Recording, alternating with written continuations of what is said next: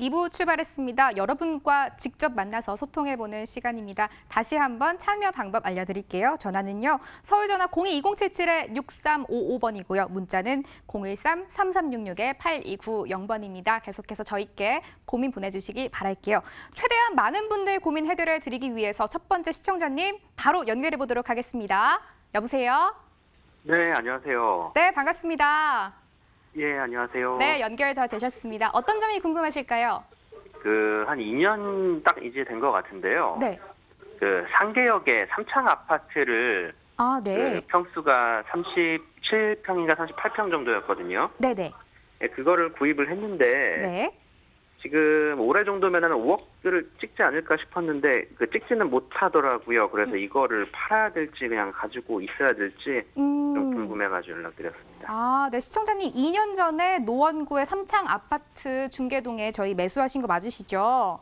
네. 그럼 그렇습니다. 매도하고 뭐 이사를 가실 계획은 있으신 거예요? 아니요. 이거를 따로 실거주 목적은 아니고요. 네네. 지금 세 주고 있습니다. 투자 목적으로 매수하신 거예요? 예. 네. 그럼 미래 가치와도 앞으로는 어떻게 대응을 해야 하는지 부자 아빠께 바로 여쭤볼게요. 안녕하세요. 반갑습니다. 예, 안녕하세요. 이거 2년 전에 매수를 하셨다고 하는데 왜 매수하셨어요? 단순히 시세 차익 보려고 하셨어요? 친구가 신혼집을 거기다가 차려서 한번 가봤었는데 생활하기도 괜찮고 해서 또 투자 금액도 얼마 안 되더라고요. 네네. 강남권 투자하는 거랑 비교해봤을 때 상당히 싼 거 같아가지고 구입을 해놨는데 이거 얼마 안 주상복합인 거 알고 투자하신 거예요? 살기 좋아서 가격이 더 오르지 않을까 그렇게 생각을 했었죠. 결론을 좀 먼저 아쉽지만 말씀드리고 싶으면요. 가능한 한 빨리 파십시오. 네. 아이고. 네.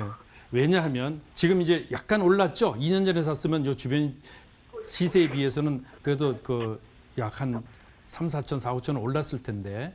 예, 5천, 6천 정도 오른 것 같아요. 예, 아마 그 정도 올랐을 겁니다. 자, 그럼 왜 그래야 되는지를 우선 살펴봐 드리겠습니다.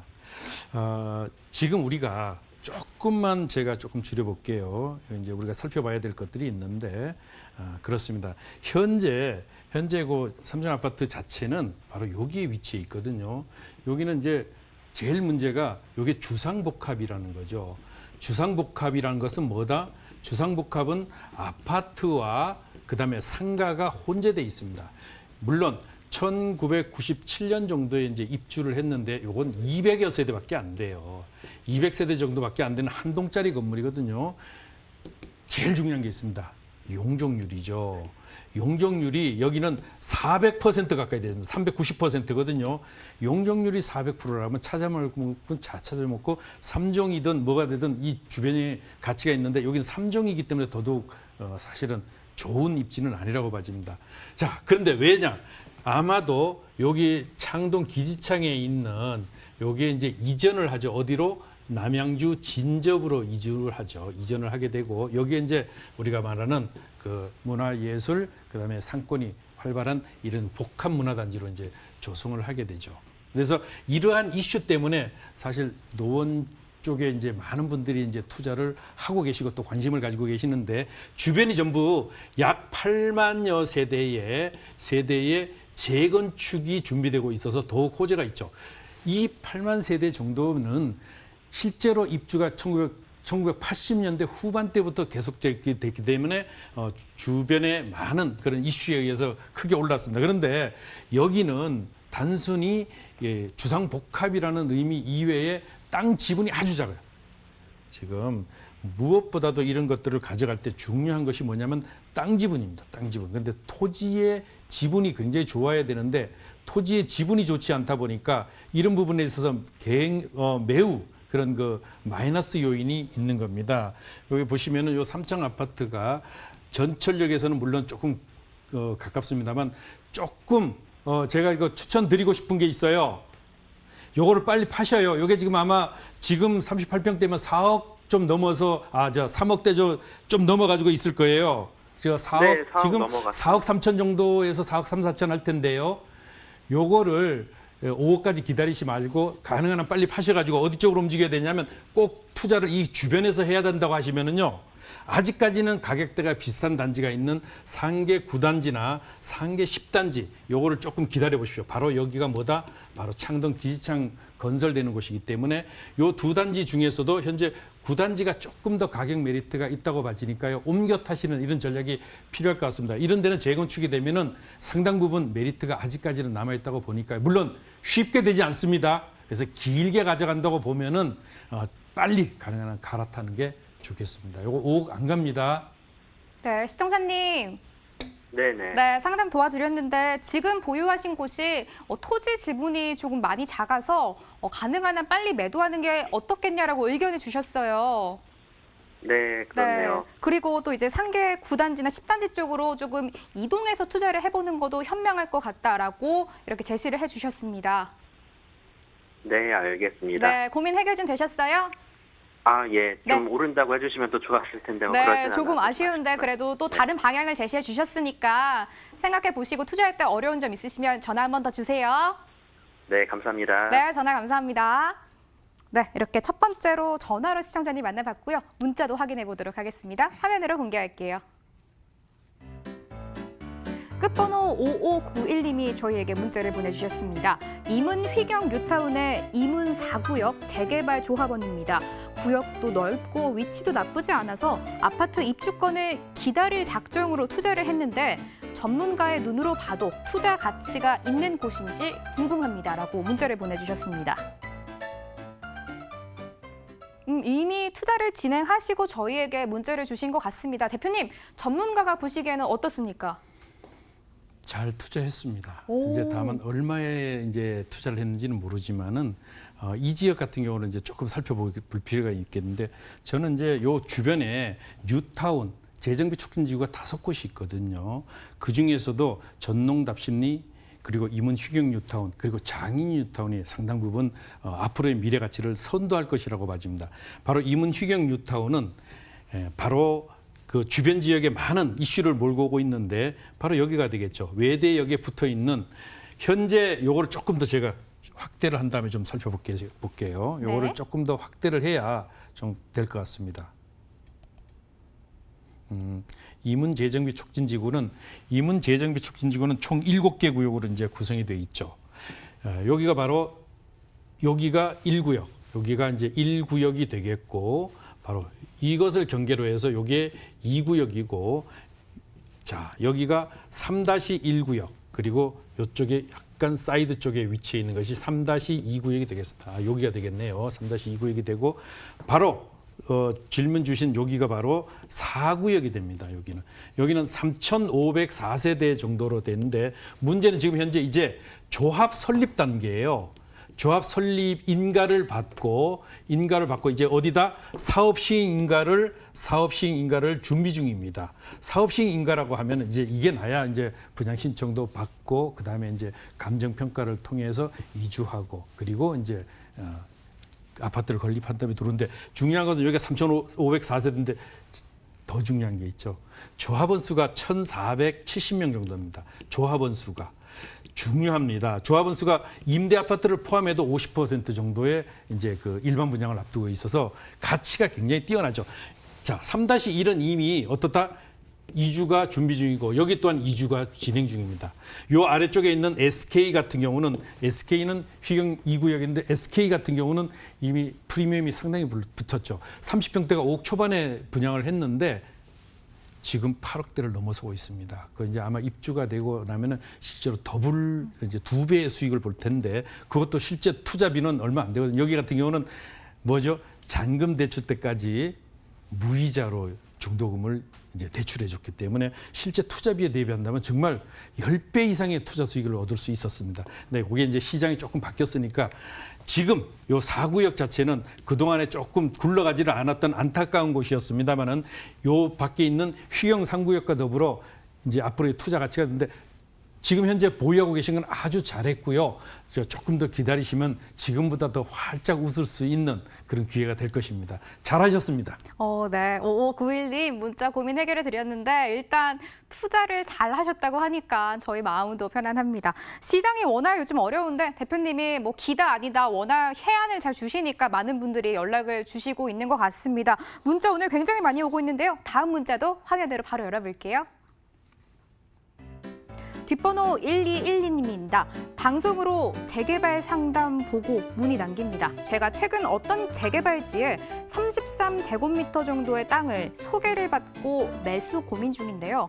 문제는 그 위에 대충 지어놓은 무허가 건축물이 있다고 하네요. 제가 어떤 것을 체크해야 하는지, 어떤 걸 더 물어보고 매수해야 하는지 궁금합니다라고 문자를 보내주셨습니다. 아무래도 최근 뭐 재개발이나 재건축 관련 문의가 정말 많이 들어오고 있는 것 같습니다. 대표님, 이 무허가 건축물이 지금 땅 위에 있다고 하거든요. 이런 부분은 어떻게 봐야 하나요? 이런 경우는 세 가지 포인트를 가지고 잘 접근해야 됩니다. 잘못하면 낭패를 당할 수 있습니다. 자, 그것은 현장 확인을 통해서 꼼꼼히 살펴보셔야 되는데요. 자, 세 가지라고 이제 말씀을 드리죠. 세 가지. 그건 뭐죠? 첫 번째 여기는 대지에 대한 대지권에 대한 확인이 필요하죠. 대지권이 33제곱미터라고 했어요. 자, 그럼 먼저 무허가 건물인데 대충 지어놨어요. 그럼 이것이 무허가 건물이 특정 무허가냐 아니냐에 따라서 다릅니다. 특정 무허가 아니고 이것이 어떠냐? 나중에 신설된 무허가냐?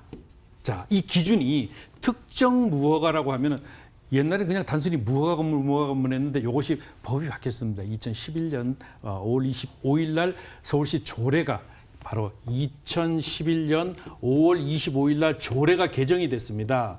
조례 개정이 되면서 26일, 바로 26일부터 이것이 이제 됐는데 이때 바로 등장한 것이 뭐다? 특정 무허가 건축물이라는 것이 이제 됩니다. 그러면 특정 무허가 건축물이 되기 위해서는 어떻게 되냐? 먼저 두 가지, 이것도 두 가지로 또 나눠봐야 됩니다. 굉장히 어렵습니다. 어렵기 때문에 제가 시험강에서 다 설명을 드릴 수가 없는데 세미나나 아니면은 별도로 방송국으로 상담 전화 요청을 하시면은 제가 개별 상담을 해서 자세하게 알려드리겠습니다. 그러니까 여기가 이제 한번 특정 무허가 건축물을 조금 시간을 내서 설명을 드려야 시청자분들도 낭패를 당하시지 않으실 건데요.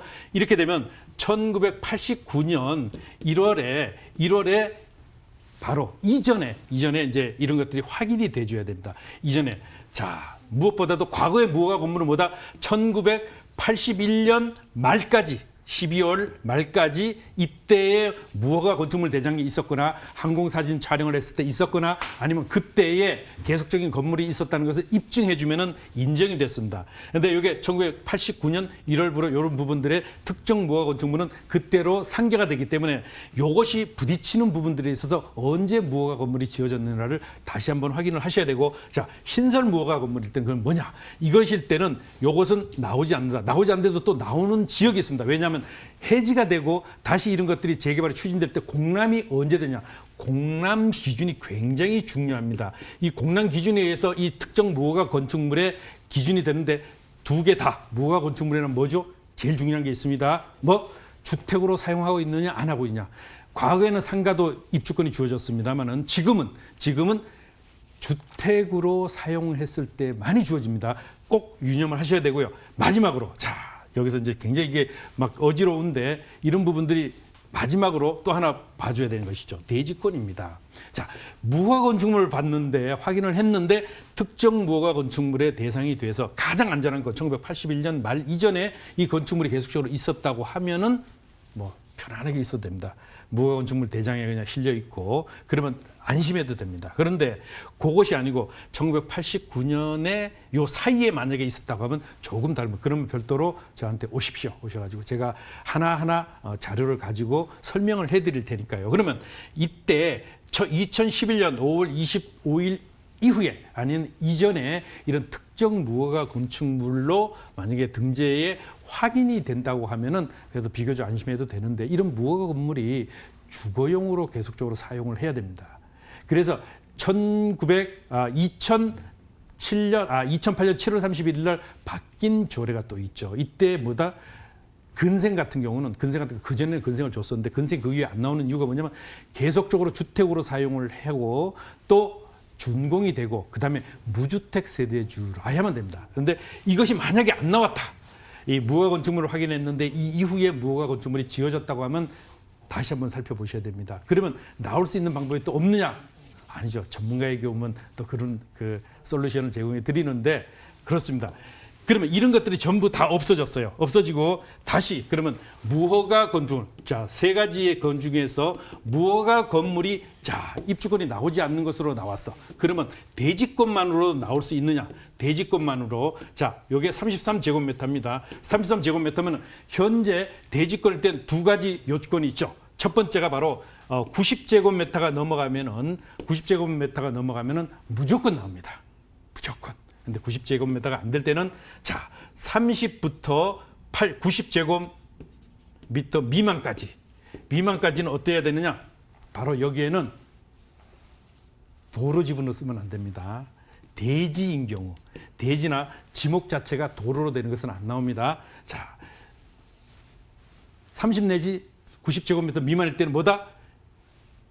지목상 도로가 아니고 또 두 가지. 첫 번째 지목상 도로가 아니고 두 번째는 바로 무주택 세대주여야 됩니다. 세대주여야 됩니다. 무주택 세대주일 경우는 입주권이 나온다.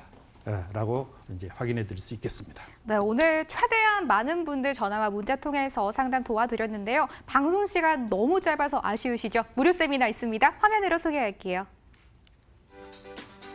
주제는 가장 효율적인 부동산 소액 투자 분석입니다. 매주 수요일에 열리니까요. 아래 번호로 전화 주시고 참석하시면 되겠습니다.